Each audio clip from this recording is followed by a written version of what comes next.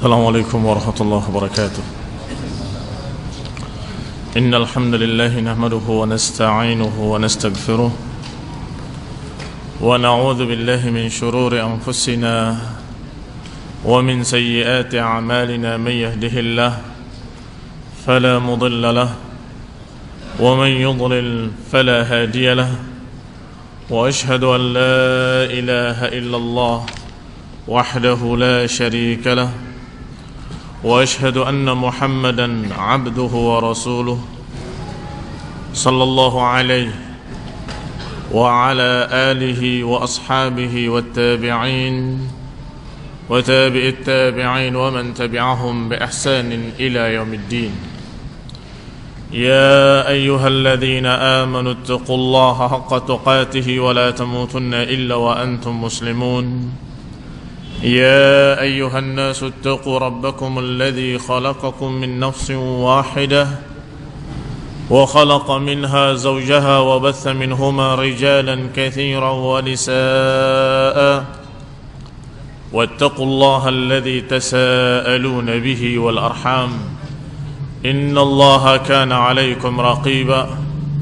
يا أيها الذين آمنوا اتقوا الله وقولوا قولا سديدا يصلح لكم أعمالكم ويغفر لكم ذنوبكم، ومن يطع الله ورسوله فقد فاز فوزا عظيما.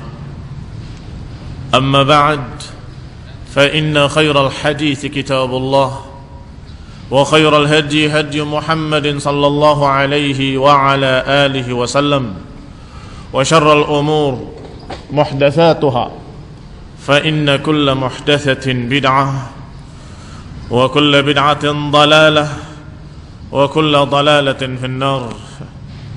Ikhwani fi din, a'azakumullah, kaum muslimin yang saya hormati. Kita masih membantah syubhat mereka, kaum hizbiyin, ahlul ahwa, yaitu bantahan terhadap syubhat mereka yang ke-9 tentang tuduhan kepada ahlus sunnah, bahwa ahlus sunnah wal jamaah pada salafiyun adalah murji'atun ma'al hukam wa khawarij ma'ad du'at, kata mereka.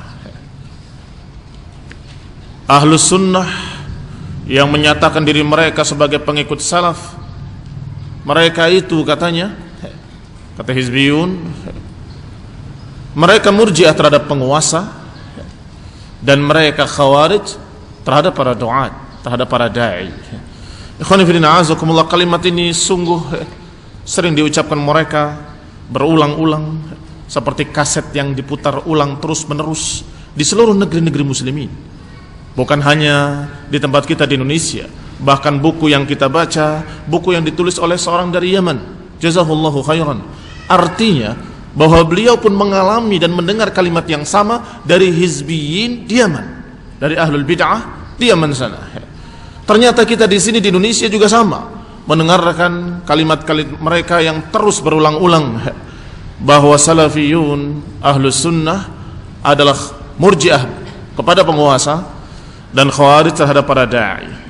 Alhamdulillah, sudah kita bantah poin pertama, murji'atun mal hukam, yang mereka menganggap bahwa sikap ahlus sunnah yang tidak mau memberontak, tidak mau menghalalkan darah mereka, tidak mau mengkafirkan mereka dan menganggap taghut mereka, dianggap oleh mereka bahwa itu sikap irja, sikap murji'ah, sikap aliran sesat murji'ah.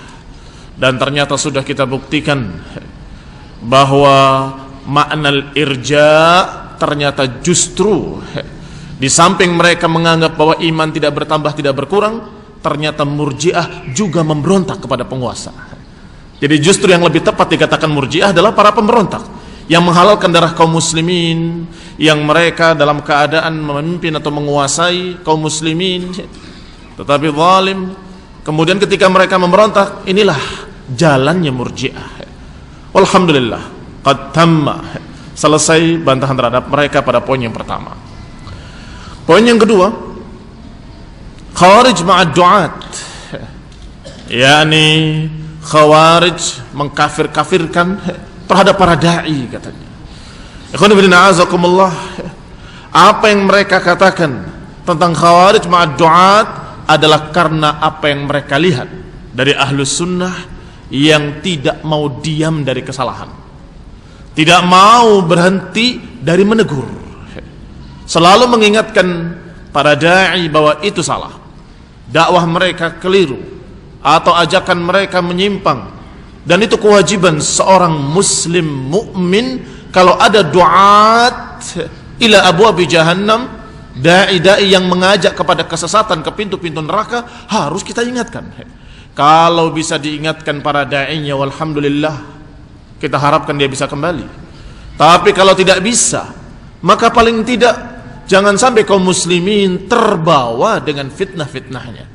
Jangan sampai kaum muslimin terbawa dengan para da'i tersebut. Sehingga urusan ahlu sunnah bukan masalah kafir mengkafirkan, tapi urusannya adalah bagaimana menjaga agama kaum muslimin, bagaimana membimbing kaum muslimin, bagaimana mengingatkan mereka dari bahaya-bahaya yang mengancam di hadapannya, dari bahaya kesesatan kelompok sesat, dari bahaya para da'i yang mengajak kepada kesesatan, harus diperingatkan dan harus diucapkan.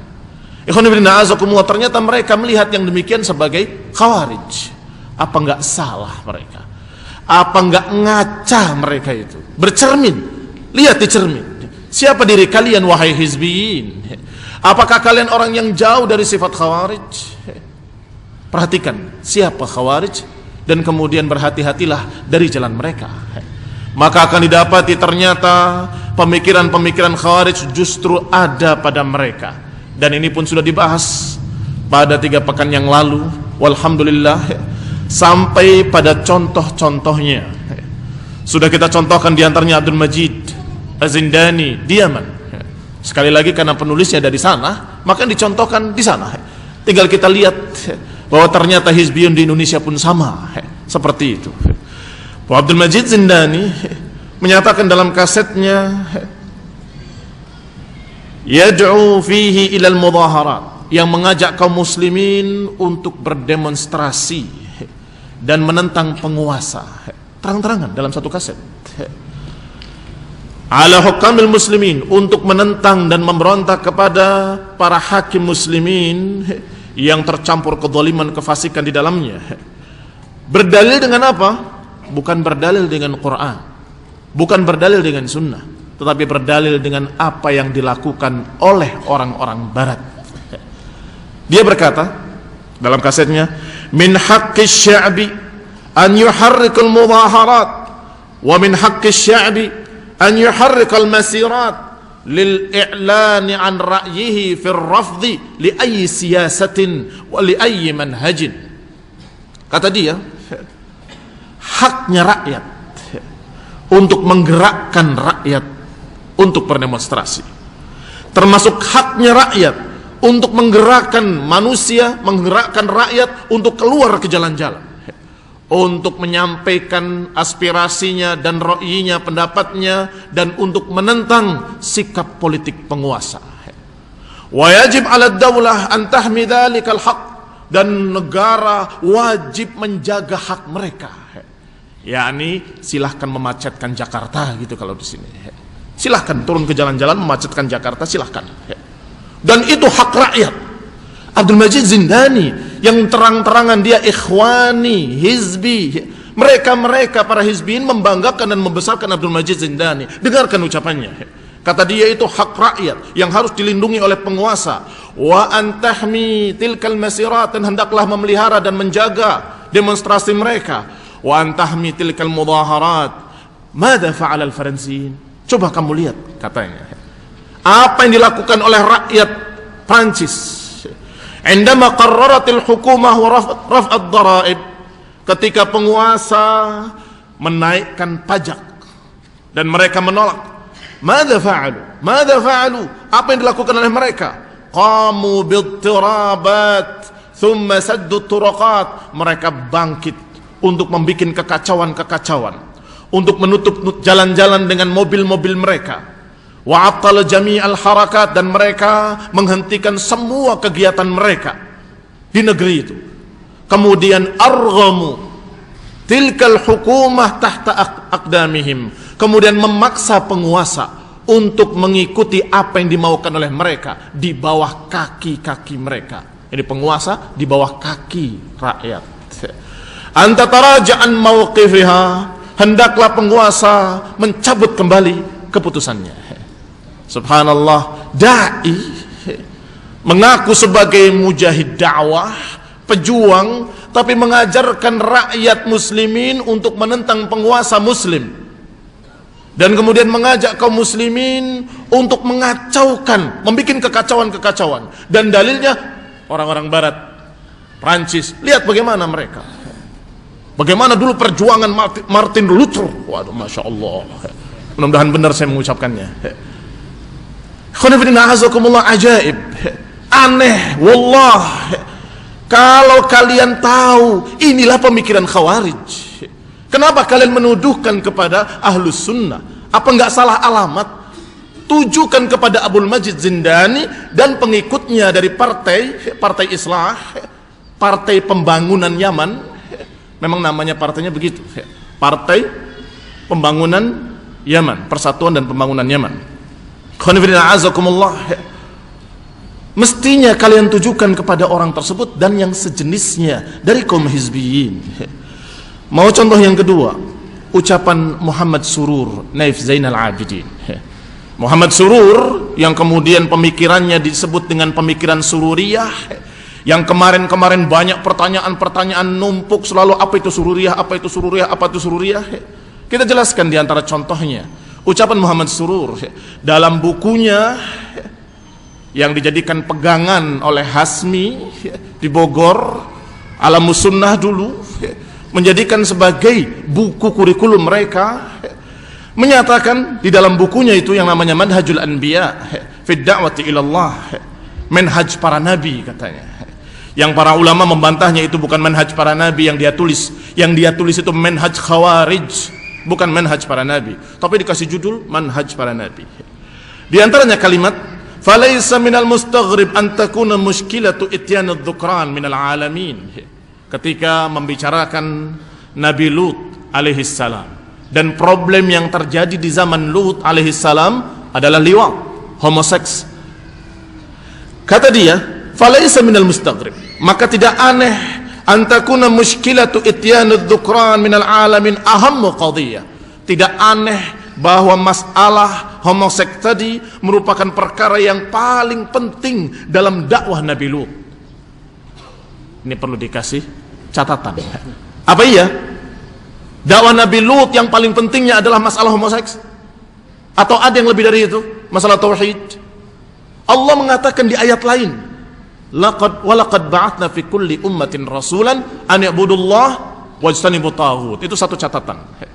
Allah menyatakan, sungguh kami telah utus di setiap umat seorang rasul yang mereka mengajak dengan dakwah yang sama, yaitu beribadahlah kepada Allah dan jangan beribadah pada taghut. Tauhid yang diajarkan.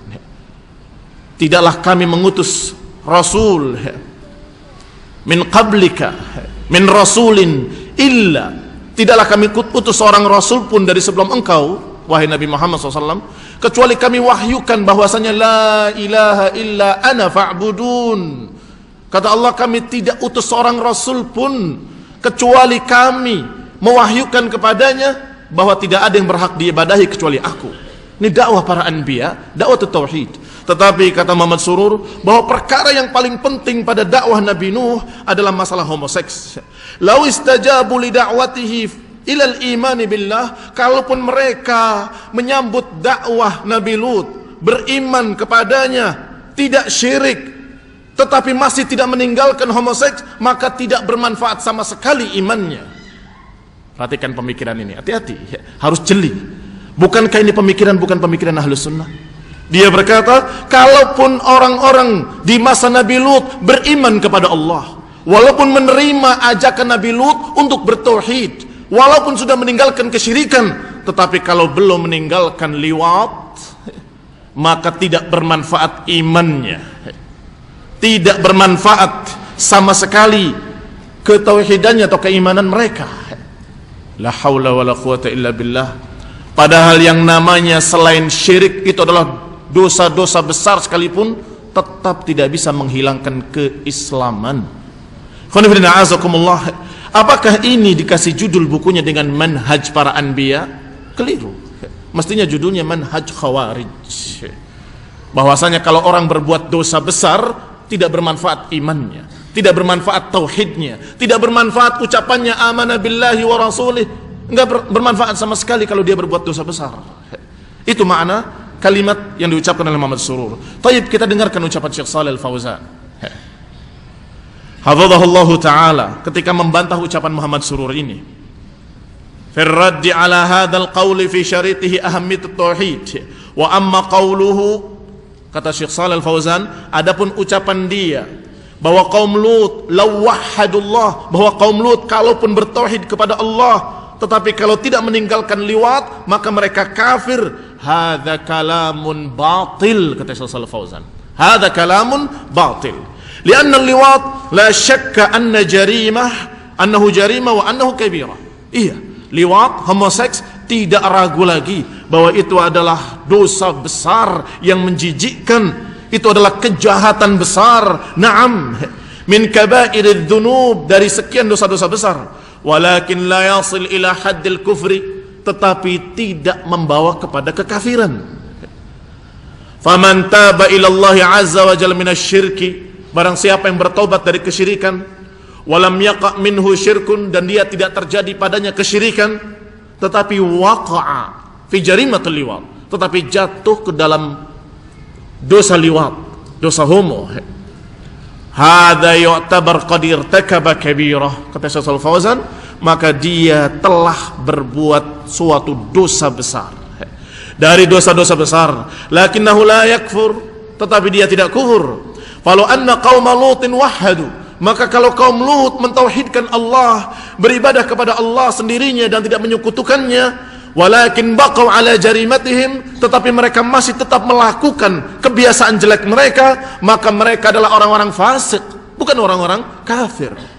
Orang-orang fasik, kabirah min kabairidz dzunub, yang mereka kerjakan tidak menjadikan mereka kufar. Khonifidina azakumullah, dikatakan Allah Subhanahu wa taala mengancam mereka dengan azab, azab dunia atau azab akhirat. Au ya'fu anhum, atau Allah memaafkan mereka. Yani tahtal masyiah, sebagaimana ucapan Allah Subhanahu wa taala, innallaha la yaghfiru an yushraka bihi wa yaghfiru ma duna dzalika liman yasha. Sesungguhnya Allah tidak akan mengampuni dosa syirik, dan Allah akan mengampuni yang selainnya bagi siapa yang dikehendakinya. Khonifidina azakumullah, kaum muslimin yang saya hormati. Ayat ini sangat jelas membedakan antara syirik dengan bukan syirik. Sekarang tinggal ditanya, apakah liwat adalah syirik? Siapa yang mengatakan bahwa liwat adalah syirik? Homoseks adalah kesyirikan? Tidak ada. Maka tinggal lihat ucapan Allah ini.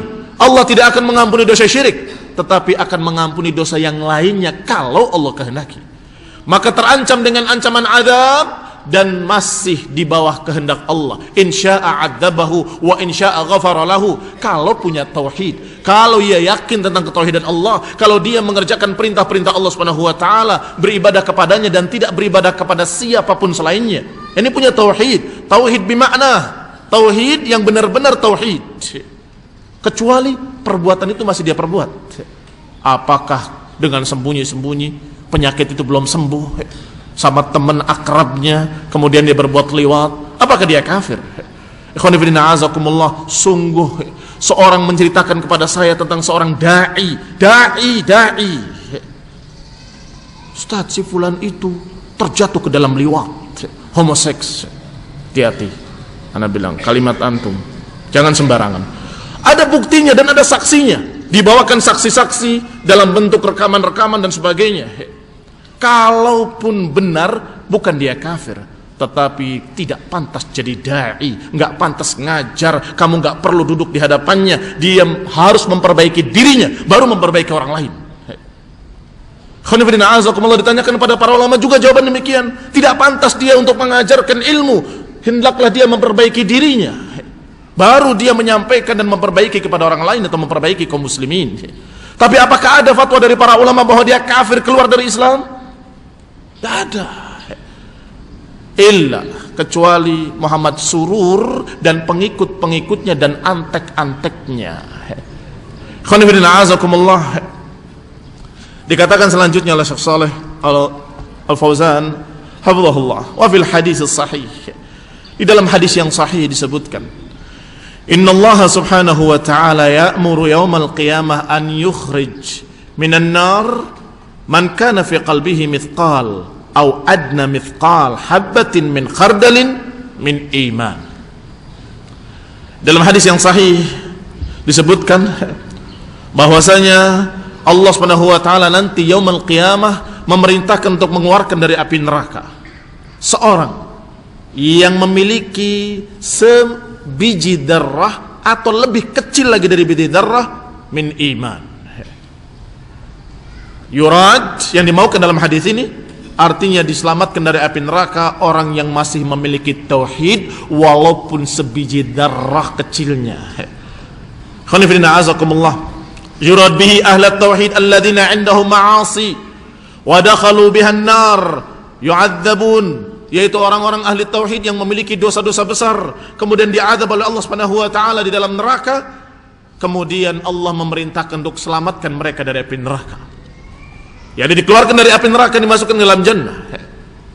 Orang yang dalam keadaan sudah diazab, sudah masuk neraka karena dosa-dosa besarnya, tapi toh tidak batal imannya dan diselamatkan oleh Allah Subhanahu wa taala. Kenapa diselamatkan? Li tauhidihi, karena tauhidnya. Fal muwahhid wa in dakhala an-nar la yakhlud fiha. Maka seorang ahli tauhid walaupun sudah diazab oleh Allah karena dosa-dosa besarnya, tetap tidak akan kekal di dalam neraka. Tetap pada akhirnya dia akan keluar dari api neraka dan dipindahkan oleh Allah Subhanahu wa taala ke dalam jannah.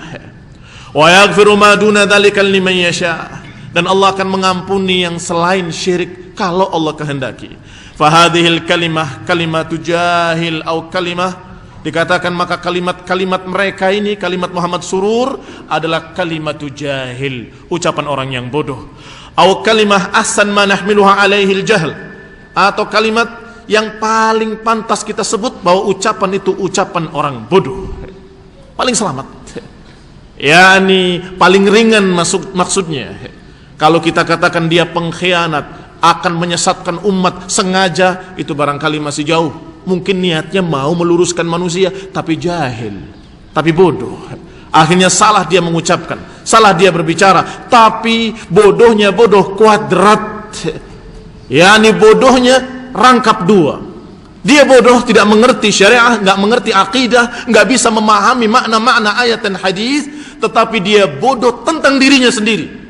Ini bodoh yang kedua. Dia tidak sadar kalau dirinya nggak mengerti, sehingga merasa yakin ini maksud ayat, ini maksud hadis, sehingga dia katakan dalam bukunya manhaj para nabi, padahal manhaj para nabi tidak begitu. Ikhwan fillah azakumullah, saya menyampaikan nukilan-nukilan seperti ini, marah mereka para hizbiyun. Nukilan tentang Muhammad Surur jahil, marah. Seperti As-Sunnah di Cirebon dengan ustadznya Taharah dan sebagainya dan teman-temannya. Demikian pula Alam Sunnah di Bogor marah-marah. Siapa kamu? Siapa Ustadz Muhammad? Siapa Muhammad Surur? Muhammad Surur alim, ulama. Siapa kamu? Siapa dia? Kamu tuh sembarangan lancang mulutnya terhadap ulama. Apakah saya mengatakan dari diri saya atau mengatakan dari Syekh Shalih Al-Fauzan? Syekh Shalih Al-Fauzan yang mengatakan kalimatu jahil ahsan ma nahmiluha alaihi al-jahl, yang paling tepat kita katakan dia bodoh. Wal jahl da'un wabilun wal iyadu billah, dan kebodohan itu penyakit, penyakit yang mengerikan, yang membahayakan. Na'udzubillah min dzalik. Wa hadhihi afatu katsirin minad du'at, dan ini banyak menimpa para dai yang setengah-setengah, karbitan. Daurah 3 hari, dikerem 3 hari, keluar jadi dai. Oh, hebat sekali. Tidak boleh keluar dari rumah ini, bukan di masjid, di rumah. Awas, jangan keluar satu pun, sendal masukkan semua. Kenapa? Nanti ketahuan orang, ini rahasia. Di depan setelkan lagu keras-keras, musik, supaya orang lewat, oh tidak ada kajian, padahal di dalamnya kajian. Intensif, rutin, dari pagi sampai malam, dari pagi sampai malam 3 hari. Keluar jadi dai semuanya. Masya Allah, Nabi bilang, begitu mudahnya mencetak para da'i. Khonifidina azakumullah. Ini yang dikatakan afat kathir minad du'at, kata Syekh Shalal Fauzan. Inilah penyakit yang banyak menimpa para da'i. Al-yaum, hari ini, alladzina yad'una ila Allah ala jahlin, mengajak kepada Allah, mengajak berjuang, mengajak untuk memperjuangkan agama, berjihad fi sabilillah, tapi ala jahlin, di atas kebodohan. Kasihan, akhirnya menyesal. Setelah dipenjara, divonis seumur hidup, menyesal. Salah saya. Selamat masih menyesal. Yang sampai matinya masih bangga dengan perjuangannya, kasihan. Dia belum taubat. Semestinya didoakan ghafarallahu lahu, bukan dikatakan syuhada, syahid. Ikhwan fillah azakumullah. Kalaupun kemudian kita kasihan, dia mati dibunuh, yang mati dibunuh sebelum dia ratusan manusia. Yang di Jakarta kena bom kaum muslimin, yang di Bali kena bom kaum muslimin. Kenapa nggak pernah ada terbetik di hati kasihan mereka? Kenapa nggak pernah terpikir? Tetapi ketika 3 orang karena pembunuh dibunuh, kenapa kemudian kasihan? Jangan menghukumi dengan perasaan. Perasaan ketimuran, kasihan ya, aduh saya renyuh hati saya. Loh kemarin supir-supir taksi yang punya anak, punya istri mati karena ledakan mereka. Apakah kalian tidak kasihan? Kalian tidak punya perasaan? Wallah nggak punya perasaan. Demi Allah nggak punya perasaan. Sekian anak dan istri terlantar jadi janda, yatim karena perbuatan mereka. Dan kalaupun orang-orang kafir yang mati, apakah orang-orang kafir yang memang seorang muqatil, pejuang yang perang melawan kalian, yang kata Rasulullah SAW selalu dibunuh mereka? Rasulullah mengatakan dalam perang jangan bunuh perempuan, di sana banyak perempuan. Rasulullah mengatakan dalam perang jangan bunuh anak-anak, di sana ada anak-anak. Rasulullah SAW menyatakan jangan bunuh orang-orang yang tidak ikut bertempur, mereka tidak ikut bertempur. Jadi ikhwani fillah azakumullah, Rasulullah SAW menyatakan dalam hadis yang sahih ma'ruf, dikenal oleh mereka sendiri, tapi mereka takwilkan dengan makna-makna lain. Man qatala, barang siapa yang membunuh mu'ahidan lam yarih raihatal jannah, barang siapa yang membunuh seorang kafir mu'ahad, kafir yang terikat perjanjian, maka dia tidak akan mencium bau surga. Taib, mau dimasukkan kemana orang-orang tadi? Orang yang sedang katanya mau piknik, tiba-tiba dibunuh. Apakah itu termasuk mujahid mereka? Jagoan-jagoan mereka yang akan memerangi kaum muslimin? Bukan. Apakah mereka laki-laki, sebagian perempuan? Apakah mereka layak dibunuh? Rasulullah SAW menyatakan man qatala, barang siapa yang membunuh mu'ahidan lam yarih raihatal jannah. Sehingga kita berpikir dengan ilmu, jangan dengan kebodohan. Tapi kaum muslimin banyak yang simpati, Ustaz. Iya, karena rata-rata kaum muslimin dalam keadaan tidak memahami agamanya, tidak mengerti hadis tadi, saya baru dengar Pak Ustaz, baru dengar hadis ini yang Rasulullah mengatakan ya Khalid, ketika Rasulullah melihat ada jenazah perempuan, sampaikan kepada pasukan terdepan, sampaikan pada pasukan terdepan, jangan bunuh wanita, jangan bunuh anak-anak, dan jangan bunuh pegawai, ini sipil. Ini dalam perang, apalagi tidak dalam perang. Dalam perang sekalipun nggak boleh dibunuh para wanita. Ikhwan fillah azakumullah, sehingga dari segala sisinya salah. Kaum muslimin yang mati salah, orang kafir yang mati juga kafir yang salah. Oh, tapi kami simpati. Kenapa nggak simpati dengan korban-korbannya? Kalau seorang pembunuh dibunuh, itu qisas namanya. Itu sesuatu yang wajar. Tetapi mereka yang dibunuh, apa sebabnya? Apakah mereka pembunuh? Bukan. Orang supir taksi nggak tahu apa-apa. Harus berpikir dengan ilmu, jangan berpikir dengan perasaan. Adapun masyarakat terbawa, wajar karena mereka nggak ngaji, nggak tahu agama kecuali dengan perasaan saja. Orang yang tidak punya ilmu biasa mereka menghukumi dengan perasaan. Maka kebanyakan orang-orang yang terfitnah dengan khawarij, yang ternyata menuduh ahlu sunnah khawarij, aneh.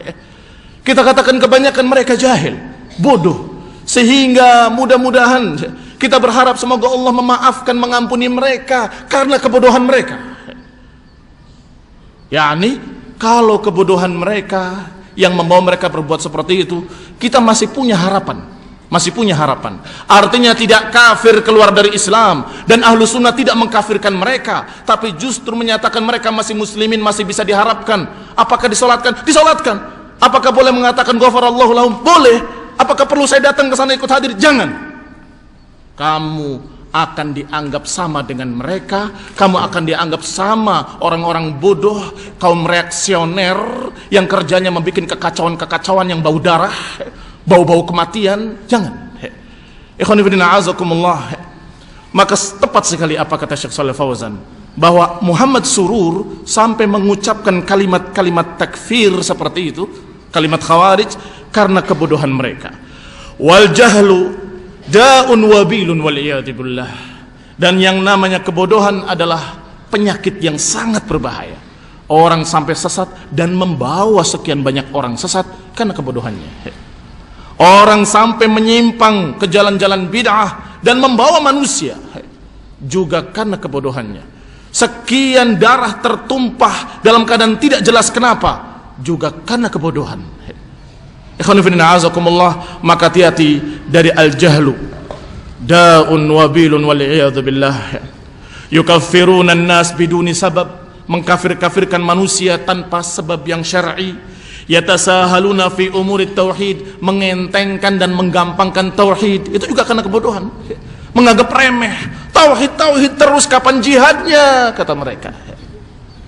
Melihat kajian-kajian ahlu sunnah mengkaji tauhid, mereka berkata begitu, tauhid terus, kapan perangnya, kapan jihadnya.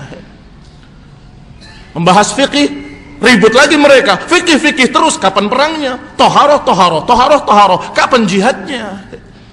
Unzur hadzal jahil yatasahal fil aqidah. Lihatlah si bodoh ini, kata Syekh Shalih Fauzan, bukan kata saya. Lihatlah si bodoh ini, Muhammad Surur yang dimaksud. Lihatlah si bodoh ini yang menggampangkan akidah sampai mengatakan bahwa yang terpenting dalam dakwahnya Nabi Lut adalah masalah homoseks. Loh, nggak salah dia ngomong. Apa dia nggak ngaji dulu waktu SD? Hah? Kan sejak awal pertama diajari di sana, di Jaziratul Arab kebanyakan diajari. Masih SD sudah diajari tauhid, bahwa dakwah para nabi adalah dakwah tauhid. Kok tiba-tiba dia berubah menyatakan dengan kalimat bahwa dakwahnya Nabi Lut yang paling pentingnya adalah homo. Sehingga walaupun mereka bertauhid, walaupun mereka beriman, walaupun sudah mengikut nabinya, tapi kalau masih belum meninggalkan liwat, masih kafir. Loh, ajaib. Ikhwan fillah azakumullah. Syekhna Muhammad Aman Ibni Ali Al-Jami rahimahullah juga mengomentari ucapan Muhammad Surur, muwaddihan kalam Surur fi syaritihi, menjelaskan ucapan Muhammad Surur dalam kasetnya yang berjudul Laisa minan nasihati fi syai'. Judulnya ini bukan nasihat. Nah, tepat sekali judulnya. Ma'nahu annal insana alladhi huwa muqimun wa mulazim likabiratihi falam yatub la yanfa'uhu al-iman law amana. Di antaranya secara makna Muhammad Surur berkata bahwa manusia kalau dia masih terus berbuat dosa dan tidak mau tobat dari perbuatan dosanya, maka imannya tidak bermanfaat walaupun beriman. Law kana kafiran aw murtakiban likabiratin kafahishati zina wal liwat wa ma'a dhalika istajaba lid-da'iyah fa amana wa nafa'a imanuhu hadha talama huwa murtakib litilka al-kabirah ay innal kabirata tanafa wal iman. Katanya, walaupun dia dalam keadaan mengerjakan berbagai macam dosa-dosa besar seperti zina, seperti homoseks, kemudian dia mengabulkan atau menerima dakwah para nabi, menerima dakwah para da'i ahlu sunnah atau da'i Islam, maka imannya tidak bermanfaat katanya. Sepanjang dia masih mengerjakan dosanya, maka imannya tidak bermanfaat. Ya'ni al-kabirah tatanafa ma'al iman. Mengerikan sekali. Lihat kalimatnya. Ya'ni al-kabirah, bahwa dosa besar bertentangan dengan iman. Ada dosa besar, hilang iman. Kalau nggak ada dosa besar, baru ada iman. Bayangkan, ini inti dari pemikiran Khawarij. Tatanafa itu artinya bertolak belakang. Ada dosa besar, nggak ada iman. Kalau ada iman, harus nggak ada dosa besar. Ya tanafa. Ikhwan fillah azakumullah, apakah dia menggambarkan iman hanya hitam putih?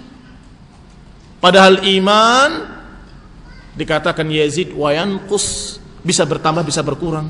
Kenapa dia tidak mengatakan seperti apa yang dikatakan secara ijma' seluruh para ulama sejak salaf sampai hari ini dari para ulama ahlu sunnah menyatakan bahwa yang namanya iman bertambah dan berkurang. Maka kalau ada dosa besar, imannya berkurang, bukan hilang. Tapi kalau dia menyatakan dengan kalimat ada dosa besar, hilang imannya, maka dia kafir. Ikhwan fillah azakumullah, ai innal murtakibil kabirah laisa bimumin. Menurut dia bahwa orang berdosa dengan dosa besar tidak mukmin. Hadhihi aqidatu man.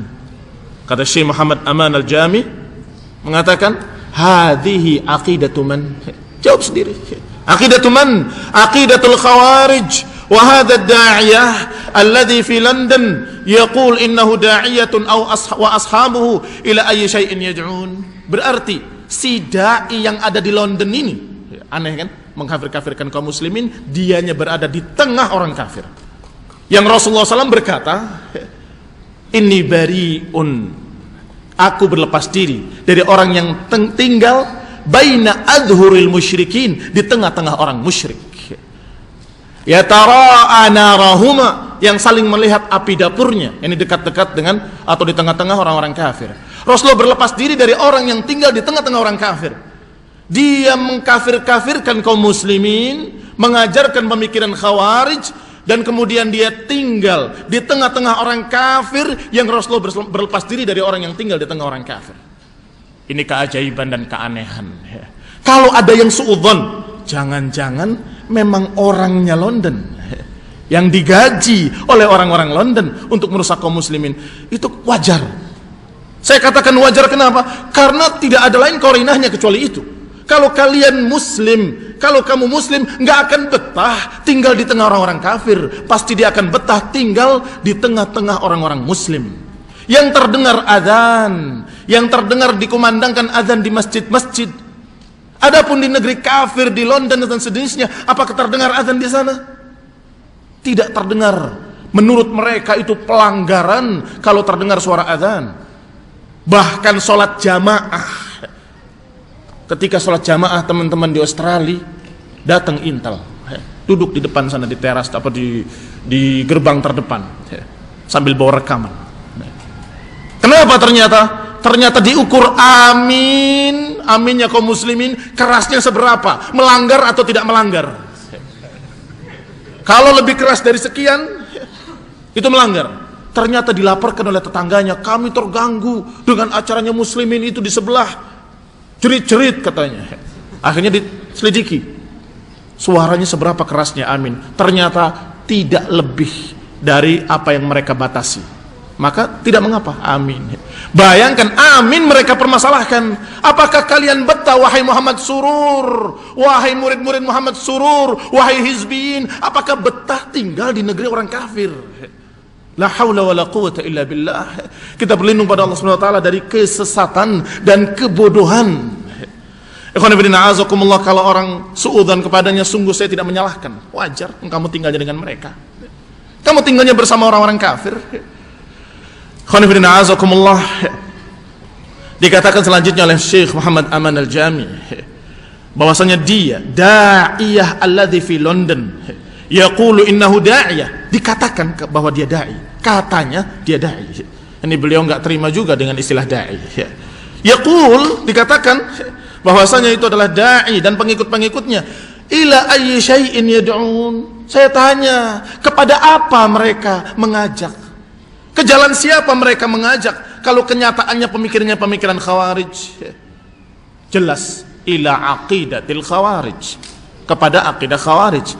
Yani yuriduna an yuqimu daulatan ala aqidatil Khawarij. Yani dia ingin membangun sebuah negara Islam yang dibangun di atas prinsip Khawarij. Wa illa madza yuridun? Aw la yadri madza yaqul hadha aqidatul Khawarij? Kalau bukan itu tujuannya. Terus Kepada apa dia mengajak? Kepada pemahaman Ahlus Sunnah? Justru dirusak pemahaman Ahlus Sunnah oleh dia. Kepada apa dia mengajak? Atau mungkin tidak mengajak kepada Khawarij, tapi salah.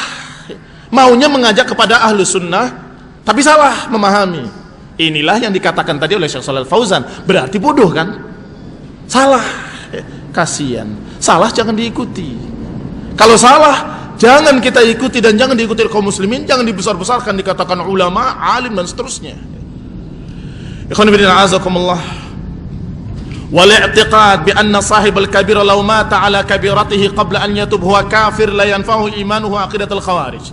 Dan keyakinan bahwa seorang yang mengerjakan dosa besar, kalau mati di atas dosa besar tersebut belum taubat, bahwa dia kafir, itu adalah pemikiran Khawarij alladzina kharaju ala Ali bin Abi Thalib. Itu pemikiran Khawarij yang memberontak kepada Ali bin Abi Thalib, yang Ali bin Abi Thalib memerangi mereka. Contoh berikutnya Safar Al-Hawali, yang juga dibesarkan oleh mereka kaum hizbiyin, sururiyin. Safar Al-Hawali yaqul kama fi kitabihi wa'ad kesenjer, janji kesenjer judulnya. Apa kalimat yang keluar dari mulut dia? Laqad dhahara al-kufra wal ilhada fi suhufina wa fashal munkar fi nawadina wa du'ya ila zina fi ida'atina wa televizionatina wastabahna ar-riba hatta anna bunuka dawal al-kufr la tab'ud an baitillahil haram illa khutuwat ma'dudat. Kata Safar Al-Hawali dalam oratornya, enggak pantas dikatakan kajian, sebutkan aja orator. Dalam kalimatnya ketika dia berorasi, sungguh telah muncul kekufuran-kekufuran dan ilhad, kesesatan-kesesatan di koran-koran kita. Telah tersebar kemunkaran di tempat-tempat pertemuan kita, dan di sana sudah diajak manusia kepada zina.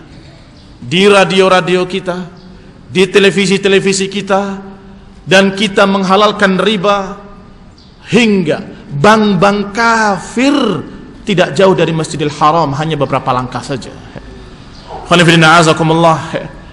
Jadi dia menggambarkan kekafiran telah menyebar, ilhad itu ateisme telah menyebar. Apa contohnya? Contohnya mereka menyebarkan, mengajak pada zina, mengajak pada kemaksiatan-kemaksiatan. Oh, itu yang dikatakan kekufuran. Hakadha. Ikhwan fillah azakumullah, perhatikan. Hati-hati. Dia mengatakan seakan-akan itu adalah nasihat, tapi itu adalah kesimpulan yang mengerikan, bahwa orang yang melakukan kemaksiatan maka dia kafir. Ikhwan fillah azakumullah, tidak syak kita menentang segala macam kemaksiatan tadi, dan kita mengerikan melihat televisi-televisi yang ada di negeri kita ini. Bejat, mengajarkan kebejatan moral, mengajarkan berbagai macam penyimpangan-penyimpangan agama. Kalau ada kajian kemaksiatan-kemaksiatan itu tidak bisa dihitung banyaknya, dan kalau ada kajian Islam di televisi, maka isinya adalah mengajarkan kepada penyimpangan kebanyakannya, mengajarkan kepada tasawuf atau mengajarkan kepada sesuatu jalan-jalan bid'ah atau dialog Syiah. Ikhwan fillah azakumullah, kecuali sedikit, illa man rahimah rabbuh. Kita na'udzubillah, kita menyatakan bahwa kita tidak pantas untuk duduk di depan kaca tadi, di depan kaca maksiat tadi. Ikhwan fillah azakumullah, malu kita melihatnya. Tetapi apakah kita mengatakan kafir? Oh, berarti itu kafir dia.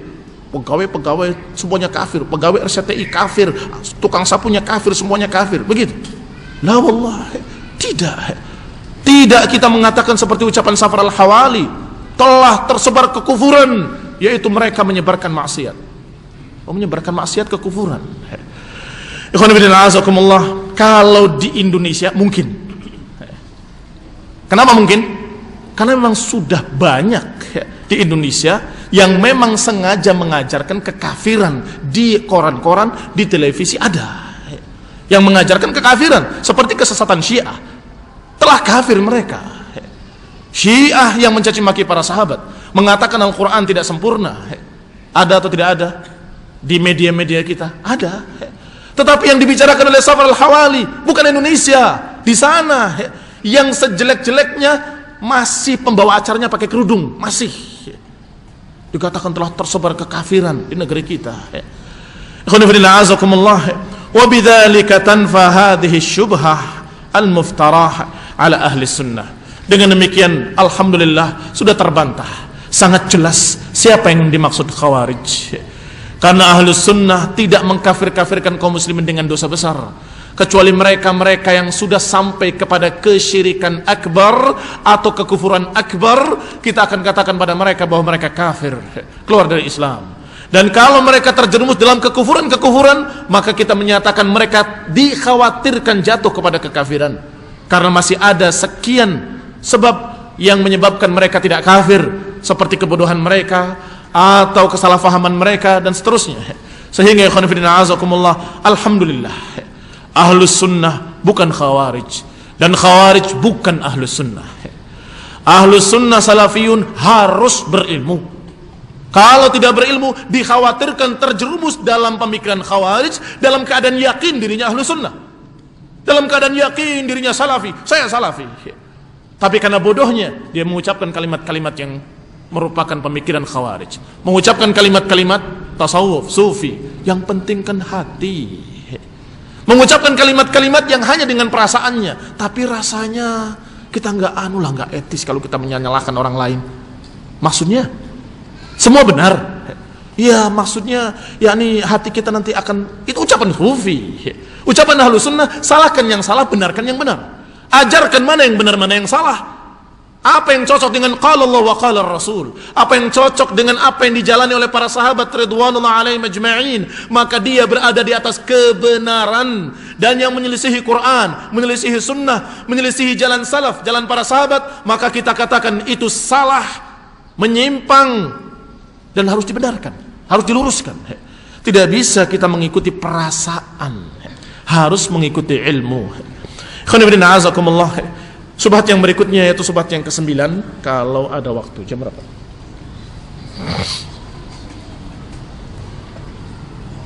Taib. Subhat yang berikutnya yang ke-9, ittihamuhum ahla sunnah bi annahum yufassiluna ad-din anid daulah. Bismillah.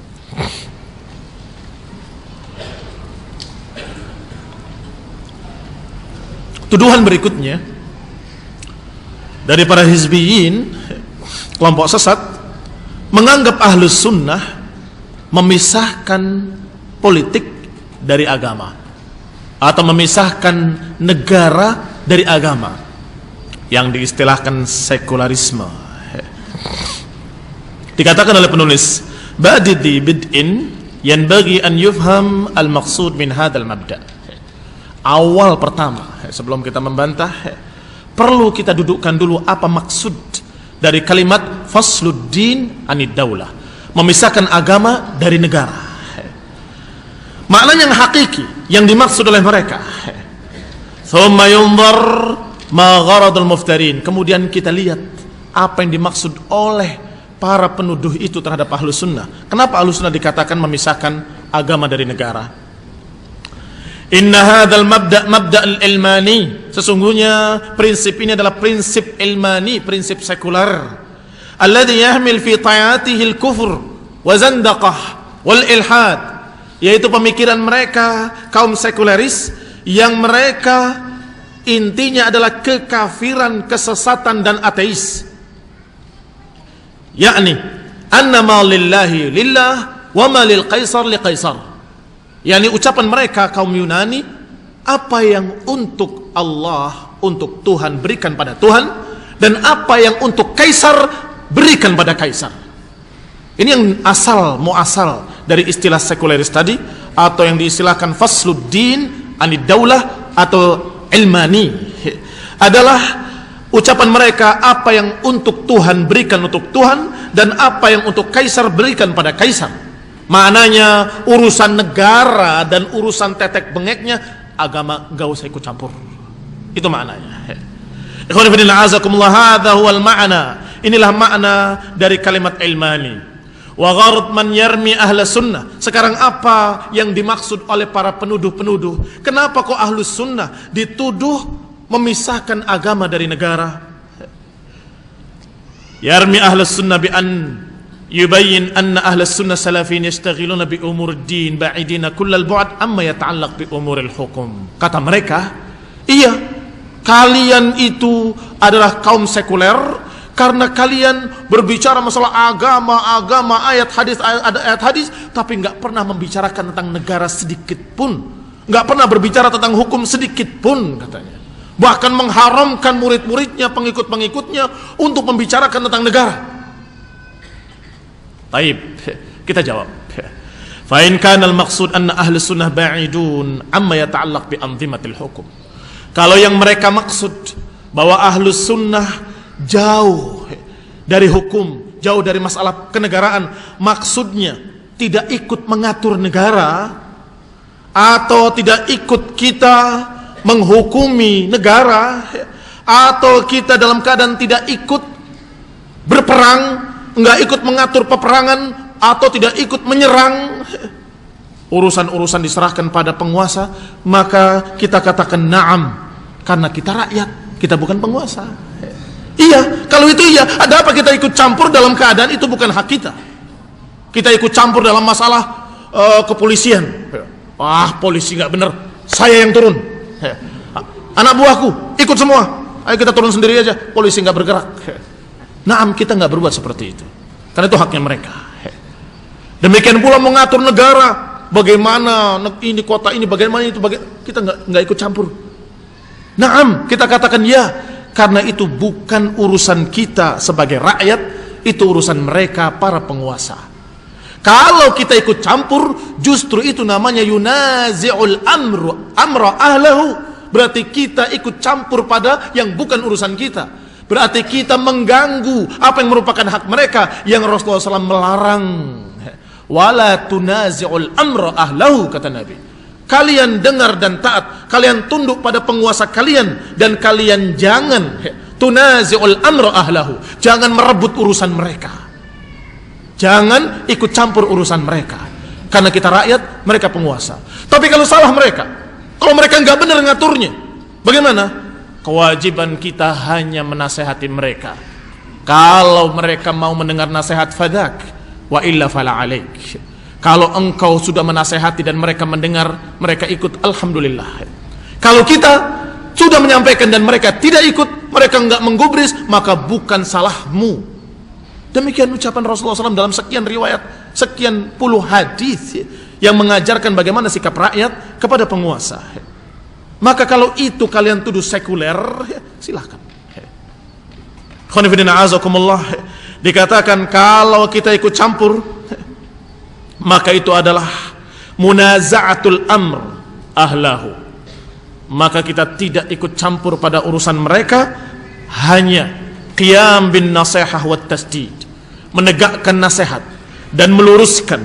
In hasala min walil amr khata' atau taksir, kalau pada penguasa itu ada kesalahan, kekeliruan, ada kezaliman, kejahatan, maka kewajiban para dai khususnya, para ulama yang memiliki ilmu khususnya, dan kepada seluruh kaum muslimin yang mampu umumnya, bagi mereka hendaklah menasehati para penguasa dengan nasihat yang baik, yang tujuannya adalah untuk memperbaiki, bukan tujuannya untuk menjatuhkan. Kalau sekarang 99,9% atau 0,9999999%, semua yang katanya menasehati penguasa dari para politikus, urusannya bukan nasihat untuk memperbaiki, bukan untuk menunjukkan kejelekan penguasa supaya rakyat tidak mendukung penguasa. Itu yang terjadi, kenyataan. Jadi menasehatinya bukan matanya kepada mereka, tapi matanya kepada rakyat. Lihat tuh presiden kita zalim, korupsi, begini dan begitu. Loh, kamu kok, oh ini nasihat, nasihat buat penguasa, akan sampai kepada penguasa oleh kurirnya, oleh intelnya, akan sampai ke sana. Nasihat apa nasihat? Nasihat atau nasihat dalam tanda petik? Kebanyakan bukan nasihat, tetapi nasihat dalam tanda petik tadi itu.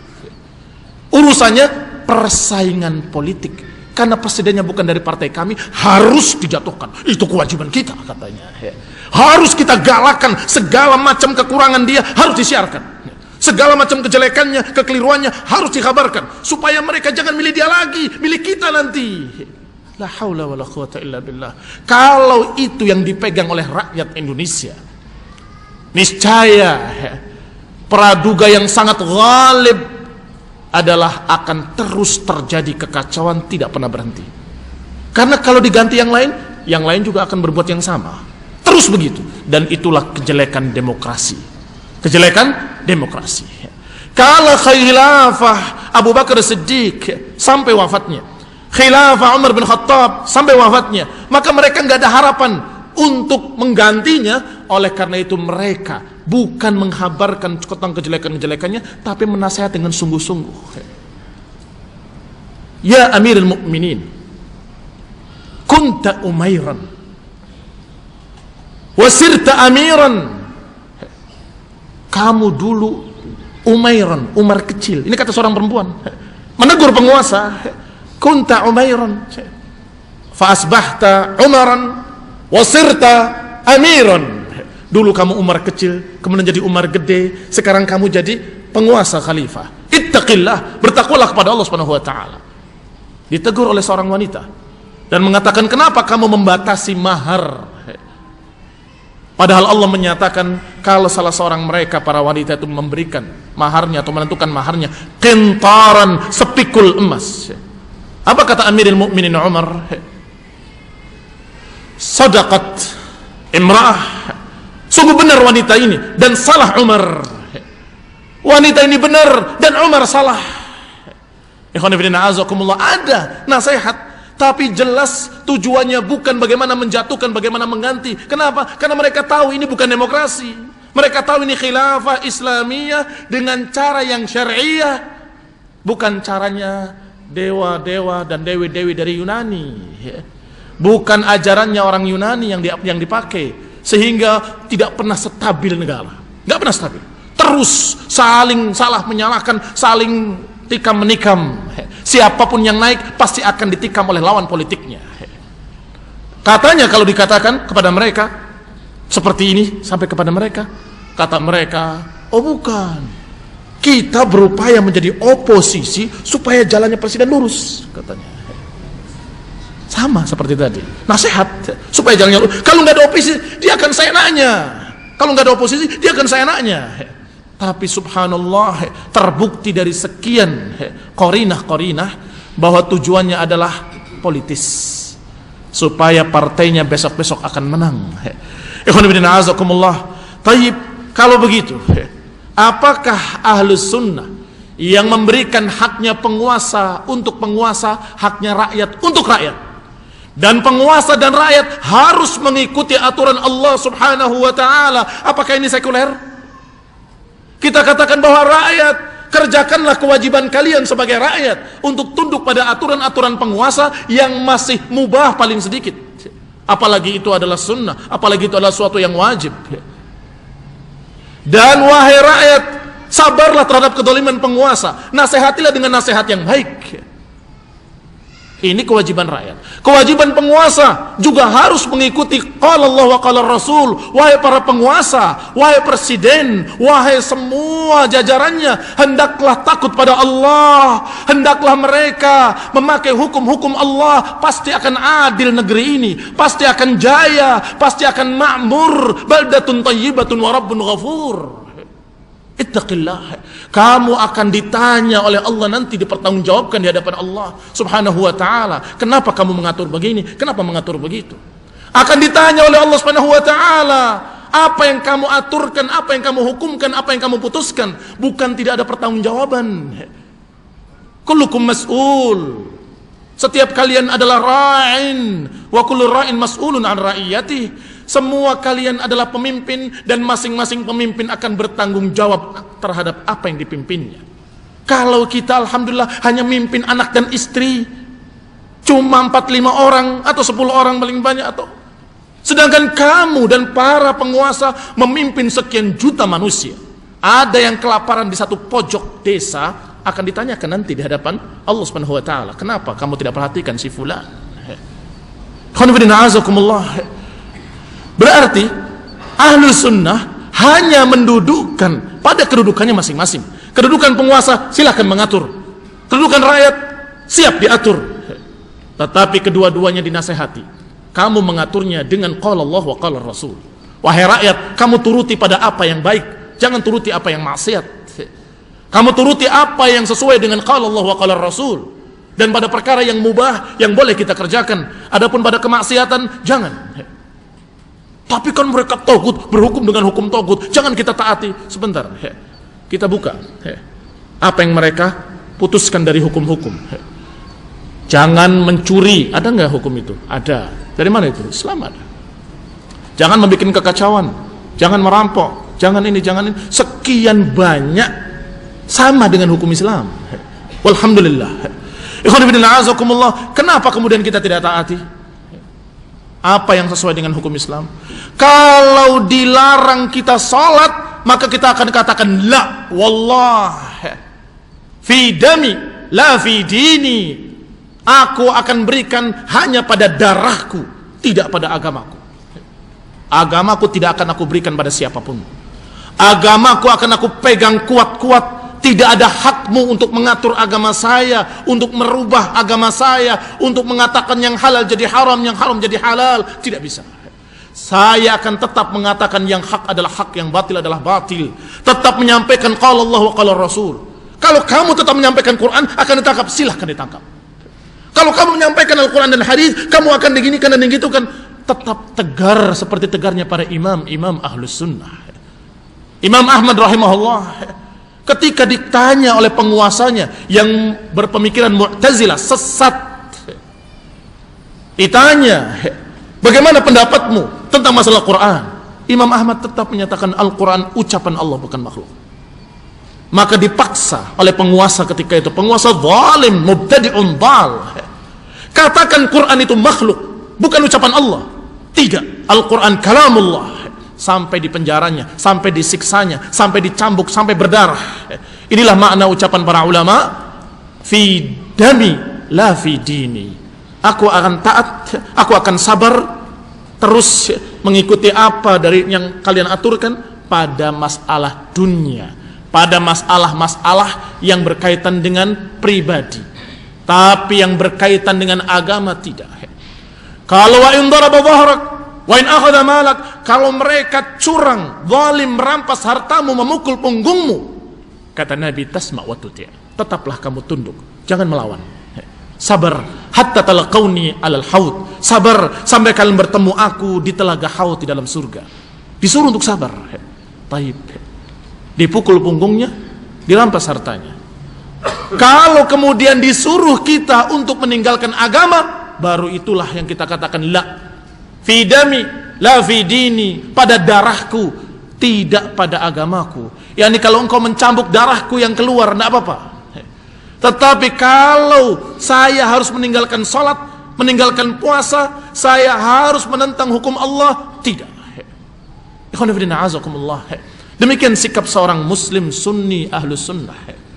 Bukan berarti sekuler, memisahkan agama dari negara, atau memisahkan negara dari agama, bukan. Tetapi mendudukan hak rakyat itu untuk rakyat, hak dan kewajibannya, hak penguasa untuk penguasa, dan kedua-duanya berkewajiban untuk mengikuti aturan Allah dan Rasulnya sallallahu alaihi wa ala alihi wasallam. Amma anna ahlus sunnah ba'iduna amma yata'allaq bil walad. Adapun kalau tujuan mereka dengan tuduhan itu, kalau yang dimaksud dari tuduhan mereka adalah bahwa Ahlus Sunnah tidak pernah membicarakan tentang hukum-hukum politik, hukum-hukum yang berkaitan dengan kekuasaan, penguasaan atau pengaturan sebuah negara, maka itu tuduhan dusta. Kalau menuduh bahwa kita memisahkan agama dari negara, maksudnya adalah kita tidak pernah membicarakan hukum-hukum syariat Allah tentang masalah kenegaraan atau tata negara, maka itu adalah tuduhan dusta dari mereka. Karena betapa banyak kajian-kajian kita membahas tentang masalah itu, masalah siyasah syar'iyah, masalah politik Islam, masalah tata negara dalam Islam, masalah bagaimana penguasa mengatur, bagaimana khilafah, banyak. Dan dikatakan kitab-kitab para ulama Ahlus Sunnah tidak sedikit yang membawa dan mengajarkan masalah-masalah seperti itu, seperti Ahkamus Sultaniyah oleh Al-Mawardi, atau Ahkamus Sultaniyah yang ditulis oleh Abu Ya'la, atau Siyasah Syar'iyyah, Siyasah Syar'iyyah, politik syariat, dan Al-Hizbah yang ditulis oleh Syekhul Islam Ibn Taimiyah rahimahullah, atau Siyasah Syar'iyyah yang ditulis oleh orang ulama yang di zaman kita, yaitu gurunya Syekh Ibn Utsaimin rahimahullah, yaitu Syekh As-Sa'di, dan kitab Haqiqatus Syura fil Islam, hakikat musyawarah dalam Islam, dan juga kitab Lil Jazirah Al-Arabiyah Khususiyah yang ditulis oleh Syekhina Syekh Muhammad Aman Al-Jami. Semoga Allah merahmati mereka rahimahumullah. Kitab-kitab yang membahas tentang politik Islam, syariat Islam yang mengatur tata negara Islam ada dan dibahas, sehingga kalau menuduh Ahlus Sunnah memisahkan agama dari negara, maka itu tuduhan kosong, tuduhan dusta. Juga kitab Al-Adab Syar'iyyah, adab-adab syariat, yang ditulis oleh Ibnu Muflih. Dalam beberapa tempat di sana ada pembahasan tentang adab seorang penguasa dan adab rakyat, bagaimana akhlak rakyat pada penguasa dan bagaimana akhlak penguasa pada rakyatnya. Tuduhan-tuduhan seperti itu tentunya karena di hati mereka ada kebencian. Orang kalau sudah benci, maka yang dilihat selalu jelek. Ainur ridha an kulli aibin kalilah. Kama anna ainus suqti tubdil masawiyah. Yang namanya mata ridha enggak bisa melihat yang jelek-jelek, yang dilihat baik semua. Wa ainus suqt, adapun mata kebencian, maka yang tampak hanya kejelekan. Berarti yang salah pada mereka adalah kacamata mereka. Kacamatanya kacamata kebencian. Kalau sudah mereka kacamatanya kebencian, nggak bisa lihat kebaikan. Lihat Ahlus Sunnah itu bawaannya benci banget. Setiap lihat, aduh ini orang antek Yahudi, ini orang Murji'ah, ini orang Khawarij, ini orang Syiah. Seluruh kelompok sesat dituduhkan pada kita. Kan aneh.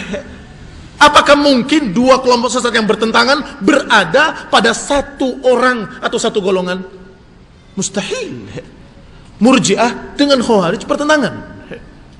Murji'ah dalam keadaan menganggap iman tidak bisa berubah, tidak bisa berkurang, tidak bisa hilang dengan dosa sebesar apapun, bahkan kekufuran sekalipun, bahkan kalian berbuat kekafiran apapun, kalau sudah ngomong di mulutnya dengan kalimat la ilaha illallah, maka tidak bisa jadi kafir lagi.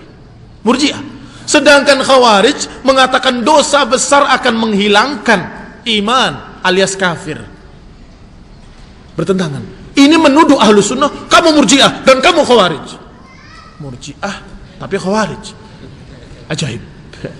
Kenapa? Lepas kacamatamu dulu. Jangan dengan suudzon, jangan dengan kebencian. Tanya dengan pertanyaan seorang yang ingin tahu, bukan pernyataan orang yang benci, tapi pertanyaan orang yang ingin tahu. Emang yang kamu katakan itu ada dalilnya? Baru kita sampaikan nih dalilnya. Apa sih bukunya? Ini bukunya. Siapa sih ulama yang kalian pegang? Ini ulamanya. Alhamdulillah, semuanya jelas kalau mau mereka mempelajari. Sayangnya mereka tidak mau mempelajari. Mereka hanya menyatakan bahwa kelompok Ahlus Sunnah yang berpegang dengan Quran dan Sunnah, yang menjalani jalan salaf, itu menghalangi cara mereka, menghalangi pergerakan mereka, harokah mereka. Harus diberangus dan harus dibasmi, kata mereka. Sehingga ainus sukht tubdil masawiyah, yang namanya mata benci yang terlihat jelek semua. Kalau suami istri sudah lagi marahan, itu jelek semua biasanya. Nggak ingat yang baik-baiknya. Kamu kemarin gak begini, kemarin begini, lusa yang lalu, lusa belum terjadi, yang lalu. Kamu demikian, waktu itu begini, waktu itu yang jelek seluruhnya. Tapi berapa menit kemudian akur lagi, senyum-senyuman lagi, kemudian iya ternyata enggak ya, semuanya enggak. Ketika ridho, aku cinta kepadamu, sungguh engkau tidak punya kejelekan sedikit pun, semuanya baik. Tapi kan kemarin saya marah. Marahmu juga lucu, Masya Allah. Loh, yang jelek jadi baik. Kenapa? Ainur ridho, karena matanya mata ridho, maka semuanya baik. Tapi kalau mata kebencian, yang terlihat semuanya jelek. Tapi kan saya berbuat, itu gak ikhlas. Kalau ada kebaikan dikatakan gak ikhlas. Kemarin kan saya memberi itu kan cuma kamu pengen sesuatu saja dari saya. Subhanallah, yang baik-baik jadi jelek semua di mata mereka karena ainus sukht. Fatarahum yarawna ta'amul ahli sunnah salafiyin ma'al hakim al-muslim al-mutalabbis bidzulmi awil fisqi manhajan inhizamiyan. Oleh karena itu, karena kebencian yang ada di hati mereka, karena fi qulubihim zayg, dalam hati mereka ada penyimpangan, di hati mereka ada kedengkian, maka yang ada ketika melihat ahlus sunnah bersikap dengan sikap sunnah kepada penguasa, bersikap dengan sikap yang diajarkan oleh Rasulullah, dikatakan manhajnya manhaj para pengecut, dikatakan itu jalan mereka manhajnya manhaj para pengecut, manhaj para penakut. Kenapa dikatakan manhaj pengecut dan manhaj para penakut? Karena enggak mau memberontak, enggak mau menghalalkan darah orang-orang muslim, yakni adamul khuruj alaihi wa munabadatihi bis-sayf, karena tidak mau ikut mengangkat pedang, enggak mau ikut mengangkat senjata untuk melawan penguasa, tetap taat pada yang baik-baik, tetap mau tunduk pada aturan-aturan, maka dikatakan manhaj kami manhaj pengecut, aliran kamu tuh aliran pengecut, kata mereka. Sampai-sampai menantang dengan mengatakan coba jadi laki-laki sehari saja, katanya. Kata Fauzan Al-Ansari, hizbi khawarij khariji, mengatakan, saya dengar sendiri di kasetnya, dia mengatakan coba mereka itu jadi laki-laki sehari saja. Saya lihat wajahnya bukan wajah laki-laki, wajah banci, nggak ada punya jenggot, nggak punya kumis. Saya mau tanya, dia jadi laki-laki udah berapa lama? Sudah berperang melawan siapa? Dan sudah dia dalam keadaan menggunakan keberaniannya di jalan Allah kapan? Bukan di jalan syaitan, bukan di jalan bid'ah. Subhanallah, apa yang mereka katakan itu persis seperti apa yang disebutkan di sini, padahal orang yang nggak kenal siapa itu Fauzan Al-Ansari, nggak kenal siapa itu Halawi Ma'mun, nggak kenal, tapi subhanallah persis seperti apa yang dikatakan oleh mereka. 100%. Itu menunjukkan kalau hizbiyun adalah satu cetakan kaset yang diputar ulang, bantahan kepada hizbiyun di negeri ujung sana, di gunung di Damaj sana, dalam keadaan dipakai untuk membantah hizbi di sini cocok. Ucapan mereka, syubhat mereka di penjuru dunia semuanya sama, sehingga cukup dengan kita bacakan bantahan ini akan terjawab semua kalimat-kalimat hizbiyin. Bahkan bisa jadi ada yang mengucapkan kembali dalam keadaan sudah dibantah, sehingga ketika berkata kepada kamu tuh murjiah terhadap penguasa, dan kamu itu adalah khawarij terhadap para dai, kamu itu dalam keadaan kamu sudah tahu bantahannya sudah kemarin, berulang terus pada mereka. Wallahu ta'ala alam. Nasallahu taufiq wa afiyah. Subhanaka wa bihamdika asyhadu an la ilaha illa anta astaghfiruka wa atubu ilaik. Assalamualaikum warahmatullahi wabarakatuh. Apakah boleh orang berpuasa dalam keadaan junub karena ia lupa mandi besar waktu malam hingga menjelang pagi hari? Kalau tentunya yang namanya puasa adalah dia berniat untuk berpuasa, dan junub, kalau kejadian junubnya di malam hari dan pagi hari belum mandi dalam keadaan sudah terbit fajar, maka tidak mengapa, tidak mengganggu puasanya, tidak mengganggu puasanya. Allahu ta'ala alam. Apakah jika kita tinggal di Pulau Bali bisa dinamakan dengan tinggal di negeri kafir? Bali itu bukan negara tersendiri, Bali itu tetap Indonesia, maka tidak dikatakan negeri kafir. Apa ciri-ciri negeri kafir? Negeri kafir yang tidak dikumandangkan adzan di sana, sehingga Rasulullah SAW ketika mau menyerang satu desa, satu negeri kafir, Rasulullah tunggu sampai fajar. Kalau terdengar adzan, tidak jadi diserang. Kalau tidak terdengar adzan, diserang. Nah, itu diantara ciri-ciri yang paling terlihat bahwa itu negeri muslimin. Bagaimana pandangan Ustaz terhadap pemimpin seorang wanita sebagai presiden? Tidak boleh. Penguasa wanita dikatakan tidak boleh dan tidak mengikuti sunnah Rasulullah SAW.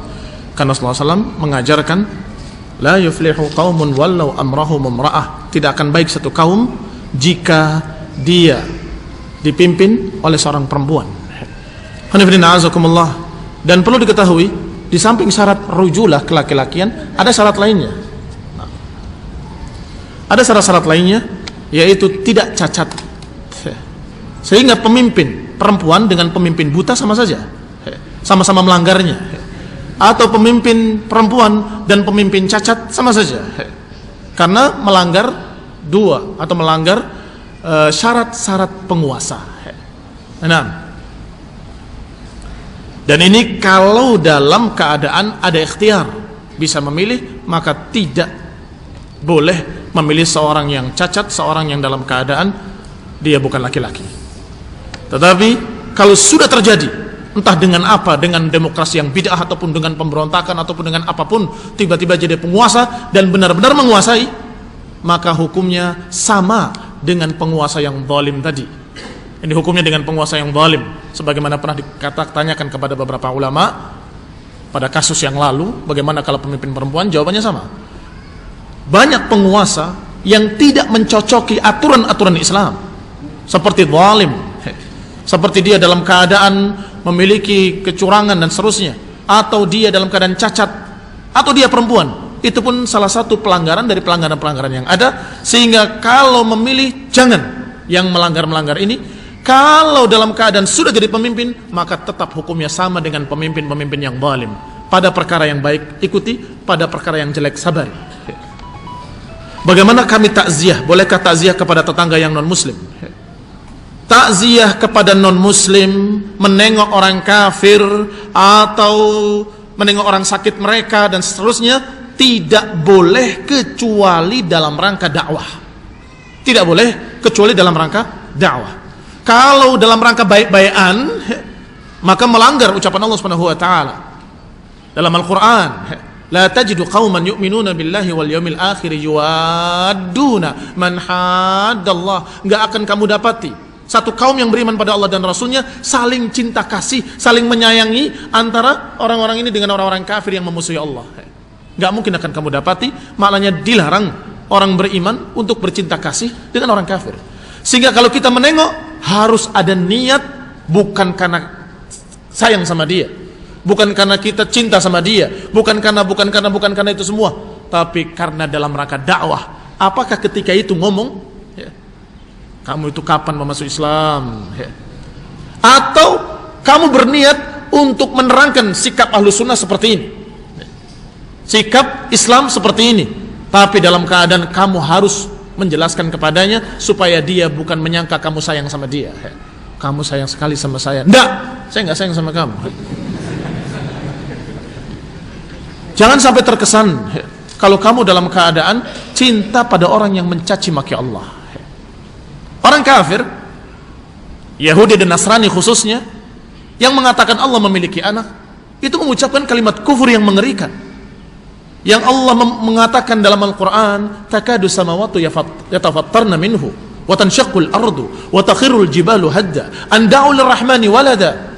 Hampir-hampir langit pecah, bumi terbelah, dan hampir-hampir gunung-gunung itu runtuh ketika mereka berkata Allah memiliki anak. Apakah pantas kemudian kita datang senyum-senyum kepadanya? Sakit ya, sakit apa? La haula wala quwwata illa billah. Rasulullah kan menengok orang Yahudi yang mencercanya, iya. Tapi Rasulullah SAW datang dan mengajarkan Islam, dan kemudian orang itu masuk Islam karena akhlak Rasulullah SAW. Akhlaknya Rasulullah SAW dicerca, dimaki, tetap dia mendatangi ketika sakit dan mengatakan, kapan? Ucapan la ilaha illallah, kamu akan selamat. Maka dia melirik ke bapaknya, si Yahudi tadi, kata bapaknya, ati' Abul Qasim, taati Abul Qasim. Maka dia mengucapkan asyhadu an la ilaha illallah, asyhadu anna Muhammadar Rasulullah, masuk Islam. Jadi harus ada niat yang seperti itu. Bagaimana hukumnya seorang muslim beristri lebih dari 4 orang? Haram. Beristri lebih dari 4 orang haram hukumnya. Tidak boleh lebih dari 4 orang, karena Allah memberikan hanya 3 pilihan, mathna wa thulatha wa ruba', 2, 3 atau 4. Tidak boleh lebih dari 4, dan itu yang dicontohkan dan dipahami oleh seluruh para sahabat. Walaupun sepintas Karena itu dan bukan atau, Ustaz.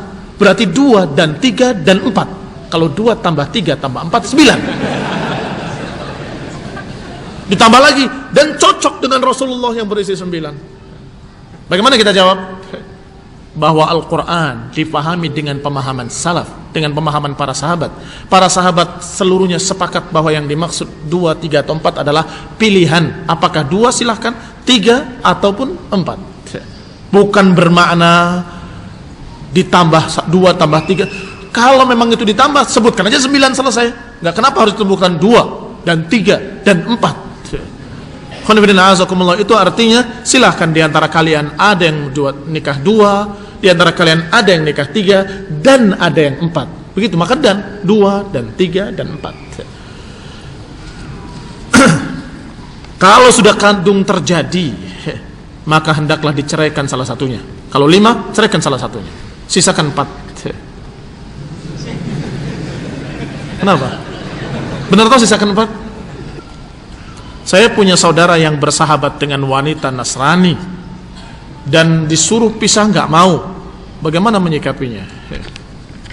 Pacarannya sudah haram walaupun sama muslimah, apalagi sama Nasraniyah. Sama muslimah pun haram hukumnya kalau pacaran. Sehingga ini namanya telat, sudah salah asuhan dari awalnya. Kenapa salah asuhan dari awalnya?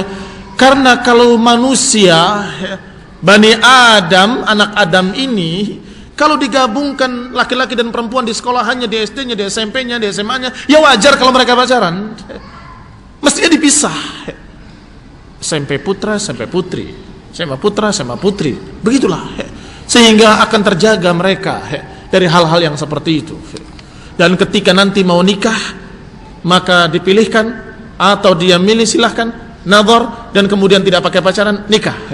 Nanti setelah pernikahan dia akan merasakan bulan madunya bertahun-tahun, akan merasakan indahnya bertahun-tahun. Beda dengan yang pacaran 2 tahun, ketika menikah berantem. Kenapa demikian? Karena selama 2 tahun gak pernah memikirkan tanggung jawab masing-masing dengan orang tuanya.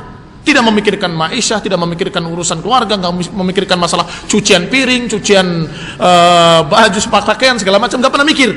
Semuanya beres di rumah, ketemu satu tempat 1 jam. Yang ada hanya indahnya saja, kata mereka. Hanya indahnya saja. Wah, betapa indahnya. Masya Allah. Sampai ke jenjang pernikahan. Setelah nikah, rumah sendiri, kamu enak saja keluar, saya nyuci, capek, saya begini, saya berantem tiap hari. Kemudian cerai, seminggu. 2 tahun pacarannya, nikahnya seminggu.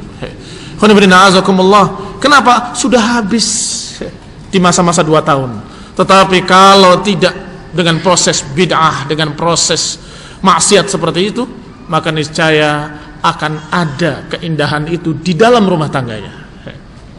Seperti pacaran. Seperti pacaran, karena belum pernah dia merasakan yang demikian.